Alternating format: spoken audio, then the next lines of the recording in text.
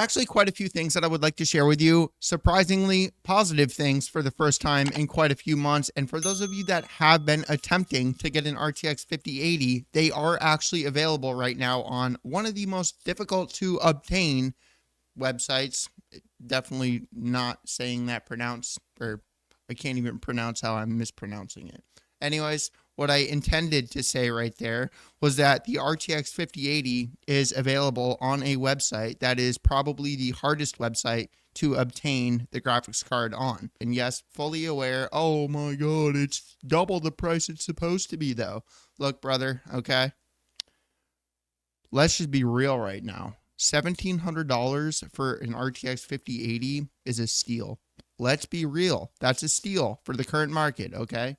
AMD's next generation Zen 6 desktop CPU leak and is going to be over, really, you advertisement? The Olympic Ridge and Gator range, AM5 FL1 sockets, TSMC N2X CCD chiplets, plus N3P IOD chiplet.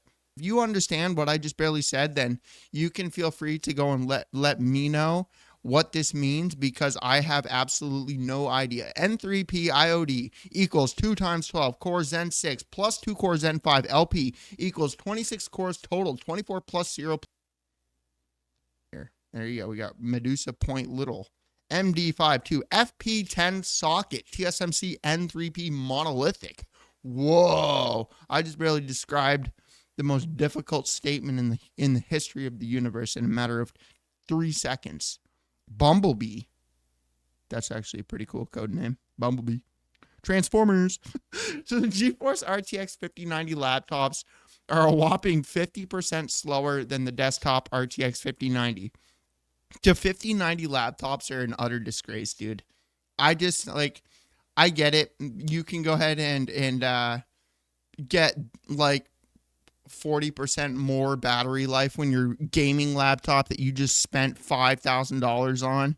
Like, because clearly you're definitely buying a $5,000 laptop to use the battery. I know that you're just like all using the battery on your $5,000 laptop. You're definitely not buying a $5,000 laptop to plug the fucking thing in. I mean, you're definitely just using the battery. How many more times do I need to repeat myself on this one? You are definitely using a battery for a $5,000 laptop to play games. You're just like, oh my god, I really can't wait to get my laptop that cost me $5,000 so that I can game on its battery. I just really want to game on battery to see how great the battery is and see how long I can game on my battery. Jokes and sarcasm aside, the 5080 laptop I'm actually pretty excited for. Like, jokes and sarcasm aside, because the 5080 is pretty much similar to a 4090 as far as like the video rendering goes, and all that's really all I give a shit about. That's all I care about, man. I don't care about any other aspect of these laptops. I was honestly really interested in these. So you come over here, Razer Blade 16 2025 review. I've watched quite a few different creators reviewing these, and they definitely like to hop on the AI bandwagon and explain how wonderful your AI generated frames are. Don't buy a 5090 laptop unless you desperately just want to game on a $5,000 laptop and test out the battery just to see.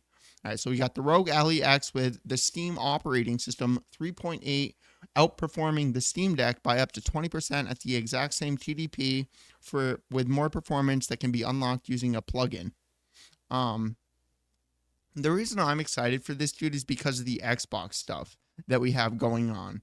And I feel like with how Xbox is going to be implementing all our games from the Steam library, that's just going to be crazy. Look, man, and this isn't me saying that I don't like Xbox. I literally had an Xbox and preferred the Xbox over the PS2 when I was growing up. But look, man, like, there's no denying that Xbox has always been behind Sony. Like, their Xbox 360, they were behind Sony, despite Halo being one of the most popular games. The Xbox One, the Xbox Series, like, they've always been behind. But I genuinely feel, man, like, when they start partnering with Steam and bringing their games over to PlayStation and Nintendo and the applications on those platforms, plus partnering with Asus in order to create the new handheld from Xbox, which is going to have like a... So you can get where I'm going with this, dude. That just blows me away. That I really feel like that's where Xbox is finally, for the first time in like, what, 20 years, they're going to take over like Sony. And I think that that's great because Sony is the Nvidia. Like Nvidia is Sony and Sony is Nvidia. Like they're so far ahead all the competition, man, that they suck, you know, and they take advantage of people because of that. But despite that, man, I just wanted to share this with people because I think that that's pretty neat that we're getting to a point where like handheld gaming is, and just so we're clear, handheld gaming has been great for a while, but the reason I'm excited for it like getting further ahead is because like when like there's I have this Anbernic RG355X. It's like a little Game Boy, or yeah, it's a Game Boy Advance non-flip version, like replica. And it has an HDMI out. And like I like plugging that into my TV every once in a while to play on the big TV, which yes, I could use my computer for the emulation, but sometimes I play the games on that handheld and then I get further down because I get like stuck in it while I'm watching TV or something, and I'll have like a save file like 2 hours into a game and I just don't want to play the same exact game for another 2 hours on my computer. So like having a handheld console that we can actually plug into a TV and get, you know, good performance, at least for today's standards, I think that that's pretty cool. So this right here, AMD's most expensive Strix Halo mini PC, the GMK Tech GMK Tech Evo X2 is going to be available for pre-orders next week, featuring a massive $2,000 price tag. And so so despite that being a lot, this is because, let me show you really quickly. So it's got the AI9 Max Plus 395 APU inside of it, and then it has how much memory? Where is it? The amount of memory that this has, which keep in mind, so this is the new integrated graphics that the GPU has, and then where's the freaking memory, dude? So 32 to 128 gigabytes of memory. But the cool thing about this, man, is that, and I know that I'm about to butcher how this actually operates, but like with AI and image generation, video generation, and just all these other artificial intelligence things, okay, and like a lot of these like new applications are using VRAM in order to get the performance that you would expect to get, if that makes sense. And you can basically like add the LPDDR5X memory into the VRAM with the integrated graphics on the CPU. And I think that that's really cool that they're able to do that. And the reason I explained that now is because the laptops with this CPU, and keep in mind this is like the lower end versions of the laptop with the CPU, are like $3,000. Like they're very, very expensive. So this is actually like not a bad deal. Like, yes, obviously it's not a laptop. You don't get the display, you don't get the keyboard, you don't whatever. But I mean, who cares? You know, I think it would be kind of cool, like if you could start like using your phone as a display like that. I think that would be kind of cool. You know what I mean? Like if there's like somebody like invents some sort of attachment here, and yes, fully aware you can use Samsung Dex or whatever you got going on, but it's not the exact same thing. So this right here, Best Buy removed its own apparent quote unquote leak with a new report claiming the Nintendo Switch 2 pre-orders are going to be open on April 9th with bonuses for early buyers. Now, so I don't think that you really need to do that this time because Nintendo has said that they were going to be like producing something like it's either one or two. I know it's million. I just can't remember if it was one or two. But they're like producing a ton of them this time, so they're not going to be hard to get for the first time in like,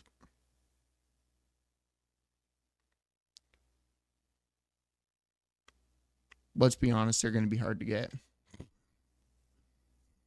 Kind of eating my own words, but I mean, I hope they're actually available they're pretty readily available. And then NVIDIA GPU roadmap confirms that Moore's law is dead and it's buried. And for those of you that are unaware of what Moore's law is, Basically, this just means that the generational jump as far as like performance goes is just being like reduced across the board. It's just that prices are going up across the board, unfortunately. You would kind of think, oh hey, from like when we got like the 1080 and that ridiculous amount of performance boost from the 90 series and then going into the 10 series, and then we went over to the 20 series, which I honestly just kind of thought was due to the